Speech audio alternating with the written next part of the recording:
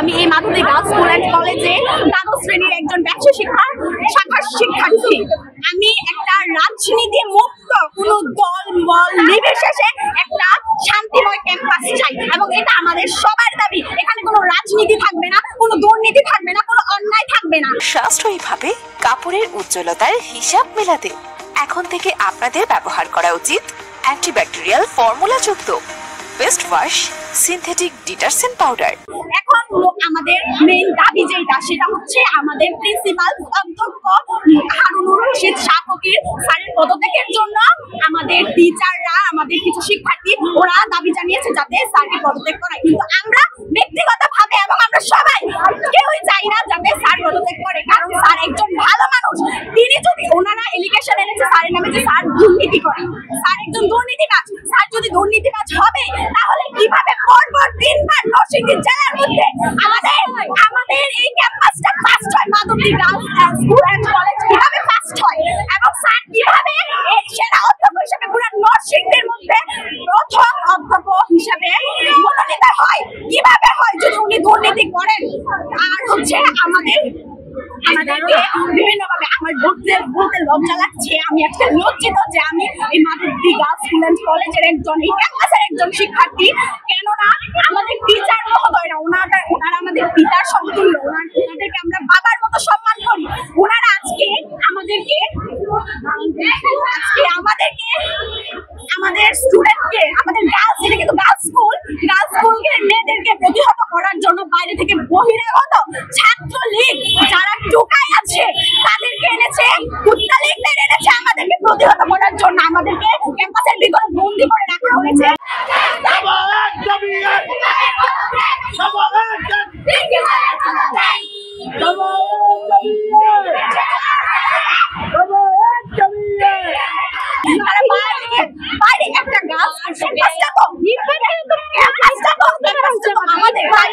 আমাদের ক্যাম্পাসে কে থাকবে কে না থাকবে সম্পূর্ণটা এটা আমাদের উপর ডিপেন্ড করে, আমাদের উপর জিজ্ঞাসা করে আমরা নির্ধারণ করবো।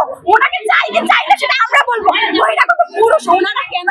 এখন আমার একটা প্রশ্ন হচ্ছে, সেটা হচ্ছে যে প্রিন্সিপাল যে স্যার আছেন ওনার বিরুদ্ধে যে দুর্নীতির অভিযোগ আনা হয়েছে, সেটা কি দুর্নীতি? যে স্যার ম্যাডামরা আছে সেই স্যার ম্যাডামদের নামগুলো বলেন আমাদেরকে। নাজমুল স্যার, মাহফুজ স্যার আর সঞ্জিতা ম্যাম, ওরা মিলে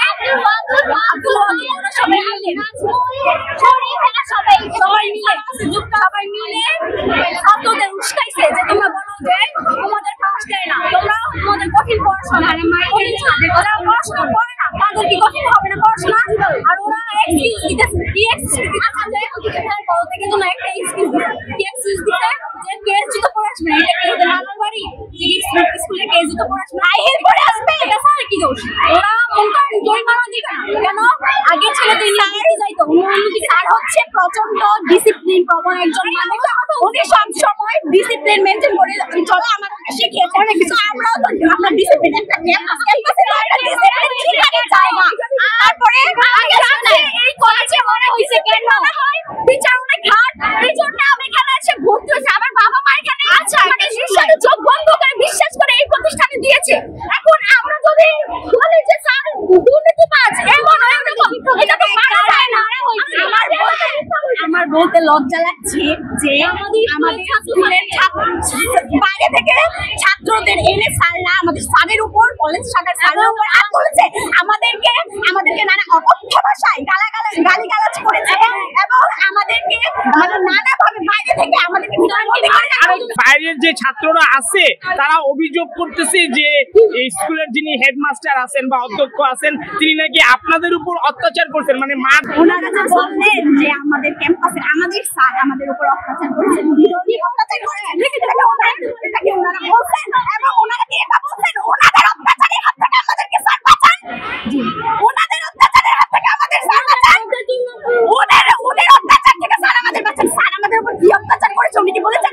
আমাদের উপর অত্যাচার হচ্ছে, আমরা ভালো বলতে পারি না, ওরা কেন স্যার নে মারে, বাইরে থেকে আমাদের উপর দেয়া, ওরা বাইরে থেকে আমাদের মারে, আমরা কিন্তু ওদেরকে কিছু করছিলাম, ওরা আমাদেরকে বাইরে থেকে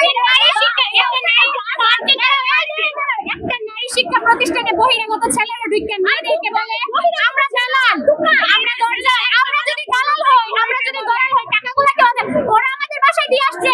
কে এসব টাকা দিয়ে আমাদের দালালকে শিখাইছে? আমাদের টিচারের উপরে হাত তোলার জন্য এত বড় সাহস আমাদের